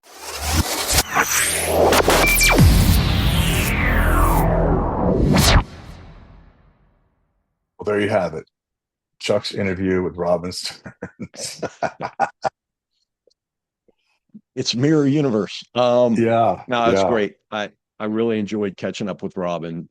It's always a pleasure. She's always I think always has a great perspective. She also like former leadership coach, so I think the way and her Mhm. approach to her work and her business, you know, former CIA, cover at the State Department, back in Google, helped, start a lot of the early days and now Mhm. as consultant, full breadth of stuff she does. But Yeah. anything stand out to you, Chris? I mean, I did the interview. Anything stand out to you as you listen, besides Um, how smooth my voice is? yeah, the smooth sounds of Chuck Randolph. Oh my God. One of the things that stood out was seat of the table was a little bit relative, right? And I think in the Yep. example that Robin used was essentially if you're an EP professional, get involved with insider threat, get involved with threat management in your organization because you have a unique perspective and your perspective helps usually protect one of the most important assets of the organization. And I think it sounds like uh, from her experience that wasn't necessarily happening. And I think that once they made that happen, it sounds like it was a very high level value add. Chris, interesting thing on that is like you and I will talk and consult and mentor people. So you got to get a seat at the table. And you're right. We're often thinking like getting in the boardroom or getting in that C-suite corner Mm-hmm, room. mm-hmm. And, and more like just don't get kicked out of the room. But as I was thinking about this and re-listening to the interview and talking to you about it, I mean, I think what Robin's talking about is really an ancillary way to maybe get your way there. I Mhm. mean, we talked before we went into the interview, we were talking about positional authority and expert authority. I mean, there's a way, like you say, like, look, this is what I do. Get me involved in these committees, get me involved in these other areas so that, I can inform as needed, but also be informed that will Mhm. help me either, be on the lookout for something on my radar. And ultimately, maybe that's something that walks me into, one of those C-suite meetings where I can get in the door. Yeah, I think, I'm going to be honest, I didn't really necessarily agree with the approach, right? Like, I have 30 seconds for an elevator pitch to, relay all the things. I think I look for again, it depends on structure for the EP person and what that looks Yeah. like, right? But I think this is where metrics, OKRs, reporting really, really um, plays a role, right? Because look, and I think the kickoff was former president and then candidates. Uh, Trump's the first assassination attempt. That was like the kickoff for open season on folks in authority, right? And I see we saw two things. We saw a significant increase in threats, and we saw a correlated amount of people who wanted newly minted EP managers to deal with those threats, right? So that was the kickoff. I think where it makes sense, where it matters is when you go to the board, or the board goes, "Hey, do we have the capability to protect this asset? What does it look like? How long will it take to implement, and what does it cost?" Right? Well, yeah. You Can we have get to it be able now? to, you have to be able to articulate what that looks like. And so Joe EP guy is probably not the guy to do that, right? I mean, you're going to try to, but hey, we do. I'm not talking about low level metrics where you're like, hey, we do, 1,300, arrivals and departures every year. Mhm. Great. I did that before the E team was in place. Like, what value are you really bringing? Where Robin's conversation makes a lot of sense is understanding your threat environment, and then reporting that threat environment as is to the security and the board, and then understanding what the application of executive protection or risk reduction measures for that. Maybe you don't necessarily have to be an EP body. What impact they will have on that threat. Well, I think you said, like, if Joe or Jane EP gets thrown into, like, hey, this just happened, what do we need? And you have like the verbal intellectual vomit at the moment. You're like, well, I need 10 more agents. And they're like, done, let's do it. You've immediately, and by the way, we're not saying you need or don't need 10 agents. We don't know, because we haven't done a risk assessment. We don't know the threat environment. We can't have then intelligence-led decisions that are being done through operations, because we just said, oh, I've been put on the spot. I don't know. I don't have an elevator pitch, which means, well, God, Chris, yeah, let's do it. Now what's going on 3 quarters later? What's the conversation? Well, nothing's happening. So I think there's something to that. Like, you can align that with taking that threat informed, intelligence driven, ops led, and assign that thinking for each of my metrics that I'm developing. What's the environment? What's the indicator? And then what's the mitigation? So you could go back and say, you're right, absolutely, yeah. The environment is this. That's why we did 1,300 arrivals and departures, because we're mitigating against this, and leading it through operations. Right. And I think there's 2 times you put EP people in place, right? As immediate risk reduction, Mm-hmm. when you either have a threat or you're uncertain about that, right? So that while you do the risk assessment, which is your risk treatment roadmap, then you can go, great, we maybe don't need a 13 people on an EP team, or maybe we do, right? But the risk Yep. assessment is what's going to inform that. And the beautiful thing about that is that that risk assessment, once it goes to the EP, goes to the CEO, the board, and it becomes, hey, great, this is the plan. This is what we're going to reduce. And oh, by the way, this is what's going to cost to execute that. And you get sign off, for the next 3 to 5 years, whatever the case is. Then you can ensure that your program has a certain level of surety and sustainability. Well, there's also a flip side of that too, where like something's happening, and I've seen this as well, where like, no, we're good here. Like you have by the way, we're not saying that like if, hey, here's an opportunity to increase your budget and do things, just don't grab all the money and run down and, hey, everyone's getting new Brightlings or, whatever we're doing. Yeah. You're the Oprah of EP teams. Yeah, there's a default though too, where some people's like, no, we don't need it. I think the answer is like, we're going to assess and understand, because it is a moment thinking about getting a seat at the table or just getting in the room where decision making is happening, to say we're going to make an informed decision about how we're going to spend the money and what we might do. Because I mean, there could be, you've said it before too, Chris, like you just said it here, like it doesn't always have to be agents on the ground. I know I just said that on a protection podcast, but there's many other things that we could be doing. It could be we want to put cameras in certain places for arrival departures, or we want existing monitoring, or we need, we're looking for that single pane of glass to come in and help us bring the signals together to augment our team, whatever that might be. Right. But I think there's a danger too in the default of being like, no, we're good. I talked to a guy who was in healthcare post the Brian Thompson murder. And he said in healthcare, and he said before the boss could even get the word out, I said, no, we're good here. We don't have any threats. And I almost spit my coffee out. Like, well, how do you know? Like, yeah. Healthcare seems to be a nexus to that. We know there's a growing folk heroism issue going on behind all that, and your default is no, right, without even like taking the moment to say, great, here's a moment to bring somebody in or to do an extended threat assessment.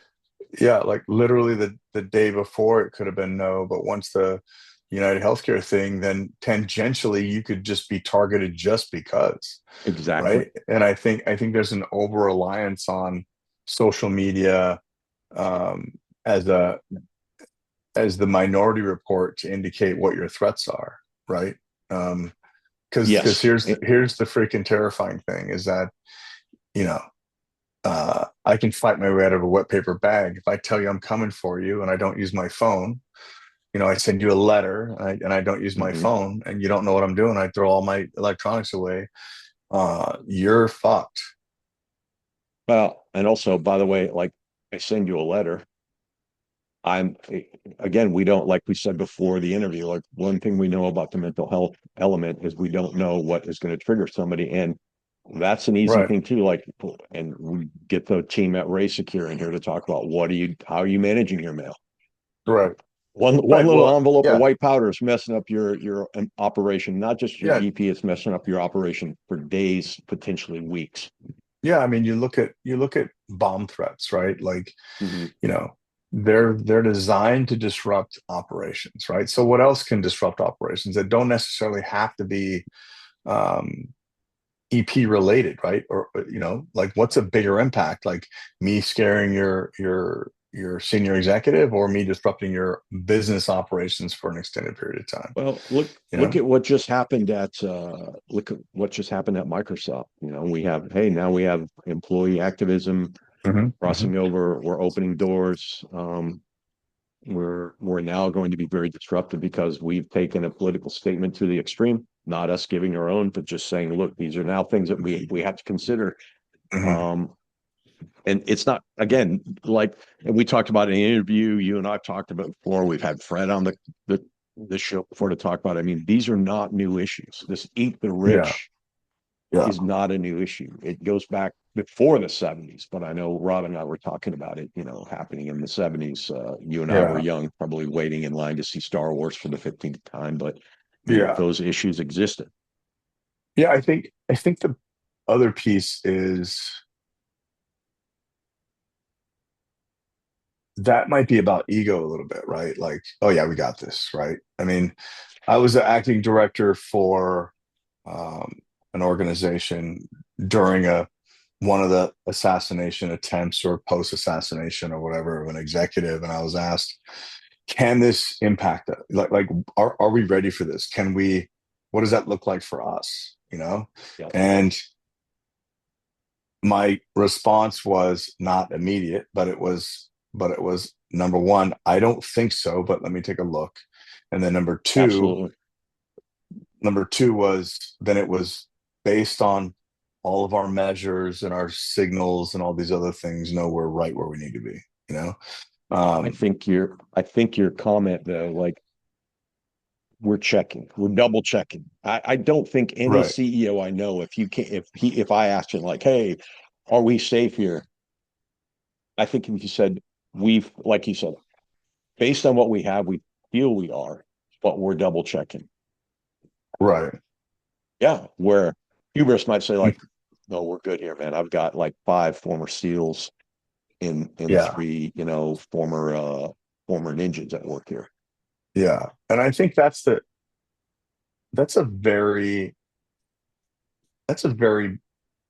big deal, right? Is that when you put those 5 people in place, like, how far are you extending your perimeter?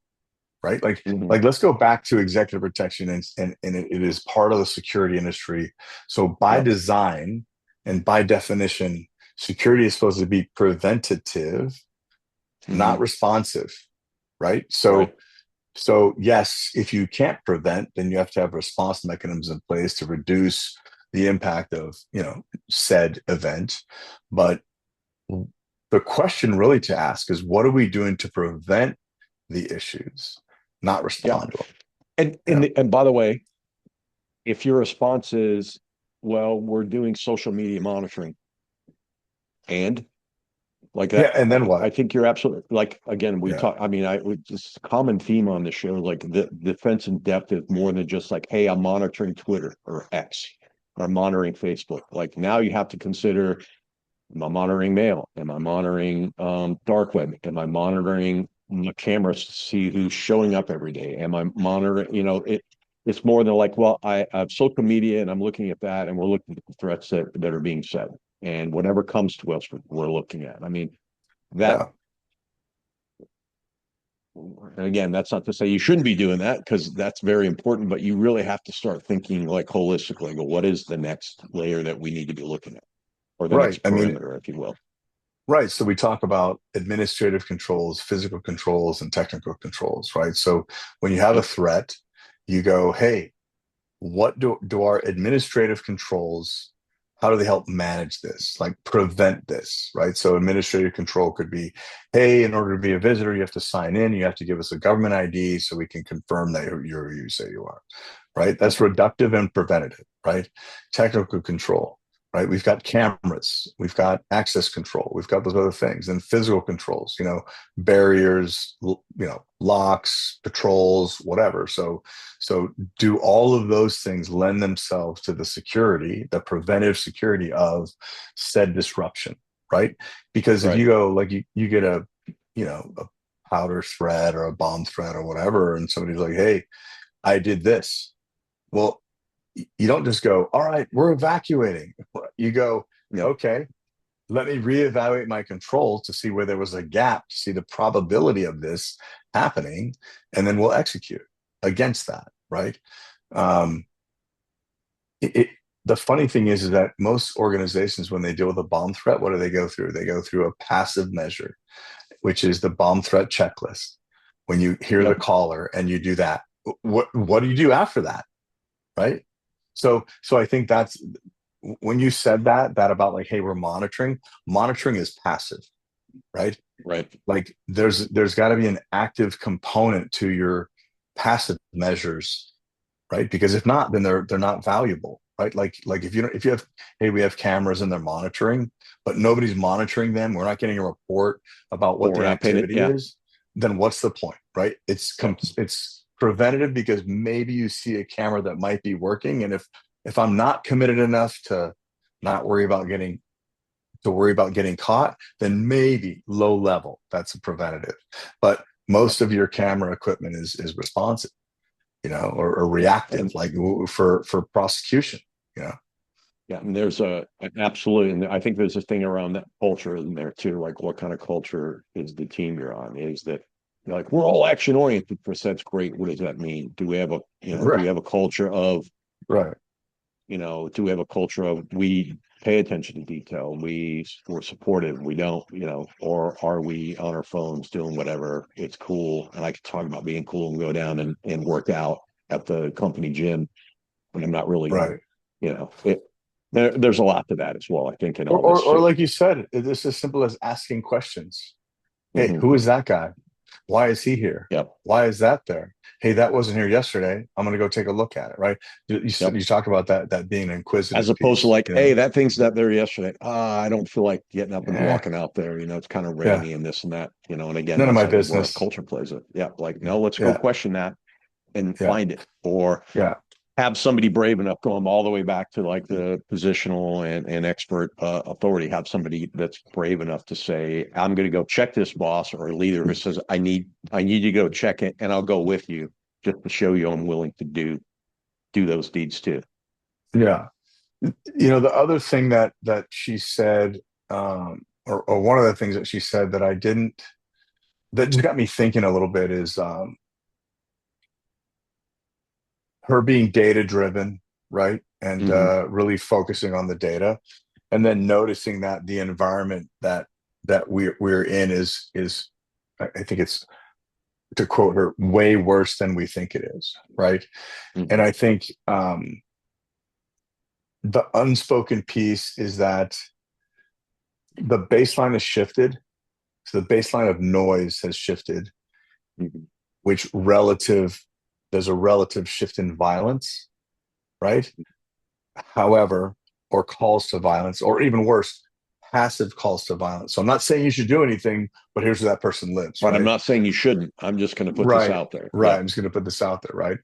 Yeah. So I think it's important for the practitioner to understand the difference in that, because one of the things from an analyst perspective is that, look, they're paid freaking to find the threat everywhere, right? So everything, they're the hammer and everything's going to look like a nail, right?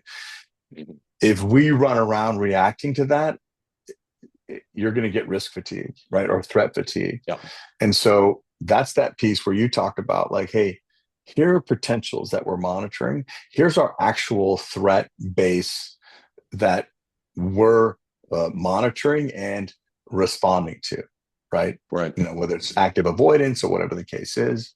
And I think for us to understand what that looks like, if you just take, hey, tell your CEO that when you're in the elevator pitch, the threat environment, that's probably, I probably wouldn't maybe go down that path. But again, going back to those metrics where you can show and push that up the chain to the appropriate leadership to say, hey, we're seeing a risk. We're seeing a lot of risk here as the risk baseline, but here's where our actual threat environment has increased and what we've done to mitigate it.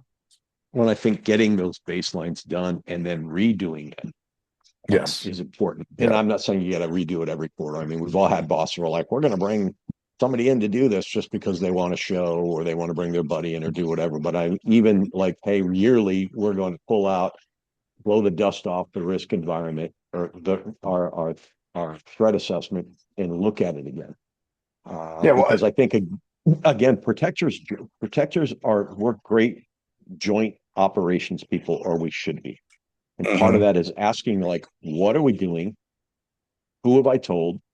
Who needs to know? Or who needs to be brought in? Mhm. And asking those questions, like, great, kid, you're right, analysts, you see a lot of threat. That's what they're paid to do. Great. Our Right. job is to Right. question. So what? What's the with them? So what? Let's Yep. talk about it. Let's throw it on the wall. Do we feel we've mitigated against it? Great. We're going to put it over here in this bucket. Thank you. Keep looking. And that helps the analyst, because if we're informing them over time, if they're good analysts, they're going to start dialing in things Mhm. that they're saying and saying, hey, this is what we think. Can you validate it? Great. Right. So now as a good team, you're going to help them hone in, and then they're going to, by proxy, you're going to get better information from them. Right. And they're going to find those trigger points further off that Yeah. say, hey, this is going to lead to X, right? And we're kind of at a point, can we kind of please as an industry, folks, just put away this, like, I don't need anything from the intel. By the way, if you're an organization that has intel or you have protective intel or something like, I don't need anything from them. I got it myself. Everything they give me is crap. Well, I think that's a you problem then, because you're not having good conversations with them to say, hey, look, I Here's what got I it. need. You're giving me this stuff. This is really what's beneficial to me. This stuff is interesting. And I promise you, if they're a good analyst, they're going to start categorizing that, and they're going to start coming back. And as a key stakeholder for them, they're going to start trying to deliver what you need. Yeah. And all you have to do is go, hey, here's what I look for, which is the simple Yeah, thing, exactly. right? That's the easiest thing to do. Here's the other thing. You talked about joint, right? I think that one of the organizations, if you're corporate, right, or even if you're a provider, um, or embedded, internal audit, while it Yep. is a pain in the ass, is your friend, right? Because Keep they're the listening. ones We you said go, you internal go, audit. Keep listening. right, right, right. Which is which is that's that compliance piece that you talked Yep. about, right? So as a leader in the organization, you're ensuring that you're compliant, right? And so that internal audit is the one that keeps you system based, not personality based. You know, well, it's Thursday, so we just do this because it's, you know, we're preparing for Yep. Flip Flop Friday or whatever the case is. But it's, the Pecking company over at Center Seat are looking at all that now in terms of like, what can we do to, because I think you're absolutely right. We should not be afraid of internal audit. In fact, instead of like trying to hide everything, saying, oh my God, you can use that compliance process to say, here's the stuff we know we need to do. Federal, state, local, whatever the compliance piece is, right down to team. Right. And are we doing these things? Because and again, look, think of the environment we've been talking about, all the things we got to think about.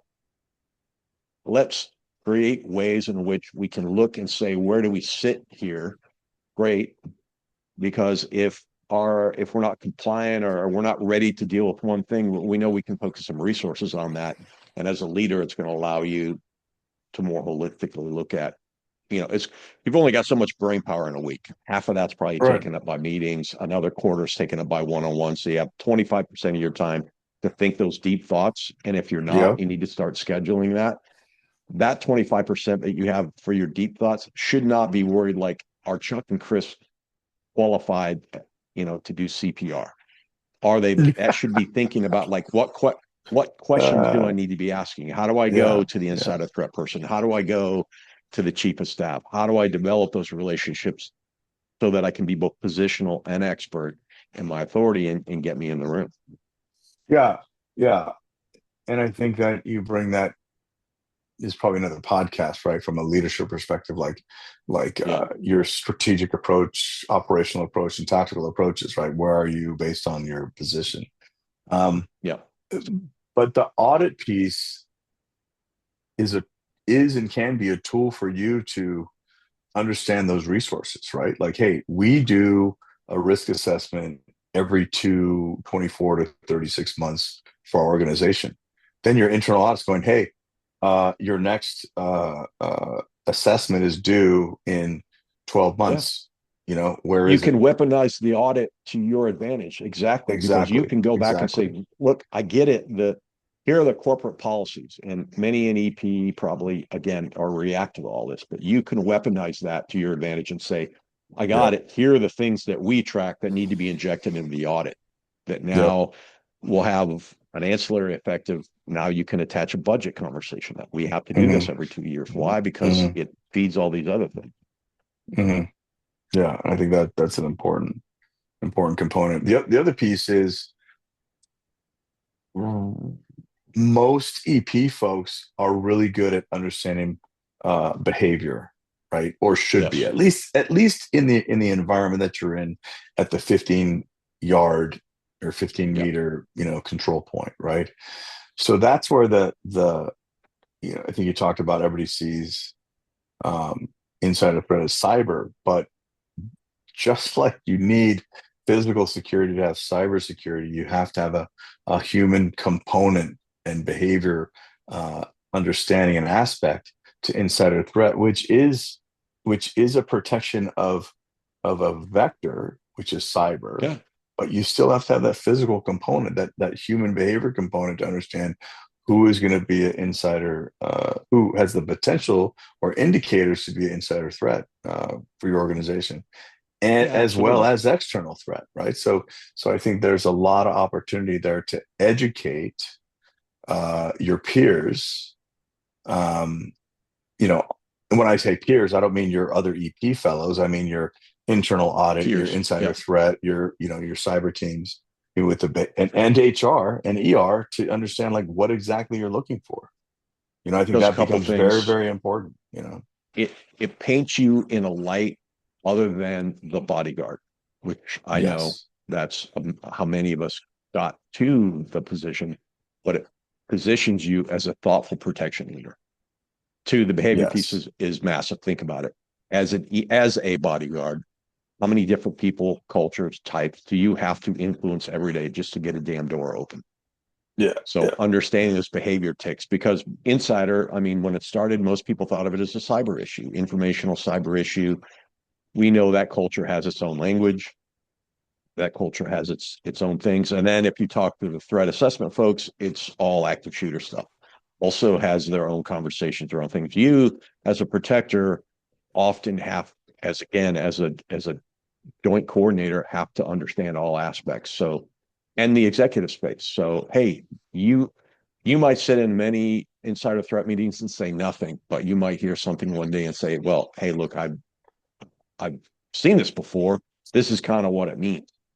Or it Right. might even inform like other people that you as an EP person might say, hey, let's go talk to this EA, or let's go talk to this mid-level executive, because clearly there's something going on, and maybe there's something we can do, or there's something where we can help protect or mitigate an issue for our organization.